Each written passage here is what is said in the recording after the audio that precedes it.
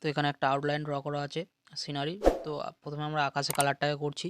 দেখো একদম এখানে লাইট স্কাই যেটা আছে সেটাকে ইউজ করেছি, আর তারপরে লেমন ইয়েলো দিয়েছি, আর মাঝখানে হালকা মানে ছেড়ে ছেড়ে করেছি মাঝখানের দিকে। দেখো স্কাই আর ইয়েলোর মধ্যে মাঝখানে হালকা সাদা সাদা আছে, তো এখানে বেগুনি কালার দিয়েছি হালকা, তারপরে সাদা দিয়ে ভালো করে ওটাকে শেডিং করলে দেখো কালারটা পুরো স্মুথ হয়ে যাচ্ছে।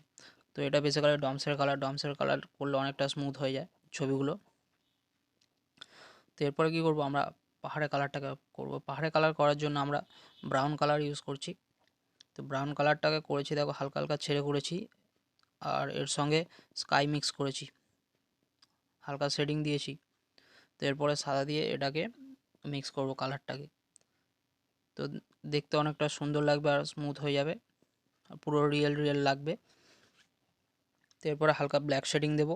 তো এইভাবে পাহাড়ের কালারটাকে করেছি। পুরো এইখানে পাহাড়ের কালারটা হয়ে যাওয়ার পরে বাঁদিকে কিছুটা আমি পাহাড়ের কালারটা এখনও করিনি, কারণ এখানে যদি এখন গাছের কালারটা না করি তাহলে কী হবে, পাহাড়ের কালারটা করে দিলে গাছের কালারটা আর করতে পারবো না, মানে কালারটা ঠিক ফুটবে না। তো এইবার কী করব, এই পাহাড়টা হয়ে যাওয়ার পরে আমরা এই গাছের কালারটাকে আগে করে নেব, তাহলে পাহাড়ের কালারটা করলে গাছের কালারটা বোঝা যাবে।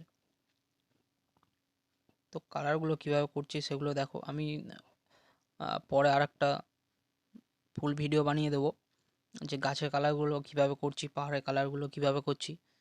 তো টিউটোরিয়াল একটা দিয়ে দেবো, খুবই ইজি, তোমরা দেখো, এমন কোনো ব্যাপার না যে করতে পারবে না। দেখতে থাকো, ফলো করো, তাহলে খুব তাড়াতাড়ি তোমরাও শিখে যাবে। এখানে গাছের কালার কোথাও লাল ইউজ করেছি, কোথাও সবুজ, আর কোথাও ডিপ ব্লু ইউজ করেছি। তো এইভাবে কালারটাকে করেছি। তো ভিডিও যদি তোমাদের ভালো লাগে অবশ্যই তোমরা চ্যানেলটাকে সাবস্ক্রাইব করো আর ফলো করো।